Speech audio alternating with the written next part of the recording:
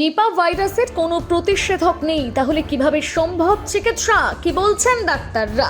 সবচেয়ে আশঙ্কাজনক কথা হচ্ছে নিপা ভাইরাসের এখনো পর্যন্ত কোনো প্রতিষেধক নেই, তাহলে নিপা ভাইরাস হলে কিভাবে রোগ প্রতিরোধ সম্ভব? এই বিষয়ে এক চিকিৎসক জয়দেব রায় বলেছেন, নিপা ভাইরাসের কোনো প্রতিষেধক বেরোয়নি, কোনো চিকিৎসা নেই।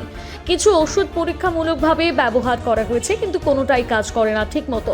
সিমটোমেটিক ট্রিটমেন্টই এর চিকিৎসা। রোগীকে আইসিইউ কেয়ারে দিতে হবে। নিপা ভাইরাসের উপসর্গ অন্যান্য ভাইরাসের মতন শুরু হলেও এটা অনেক বেশি দ্রুত গতিতে ছড়ায়। খুব দ্রুত গতিতে মস্তিষ্কের ক্ষতি হয়, রোগী অচৈতন্য হয়ে যায়, খিঁচুনি হয়, হৃদরোগে আক্রান্ত হতে পারে, শ্বাসকষ্ট হতে পারে। এই ধরনের সমস্যা উপসর্গ দেখা দিলে তৎক্ষণাৎ চিকিৎসকের কাছে যেতে হবে এবং রোগীকে আইসিইউতে কেয়ার নিতে হবে, কারণ এই রোগের মারণ ক্ষমতা অনেক বেশি। মুক্তি কিভাবে সম্ভব সেটাও জানিয়েছেন ডাক্তার। তিনি বলেছেন, জোর দিতে হবে রোগ আটকানোয়। কোনো ভ্যাকসিন তো হয় না, এই রোগটি জেনেটিক, বাদুড় থেকে মানুষের মধ্যে আসতে পারে।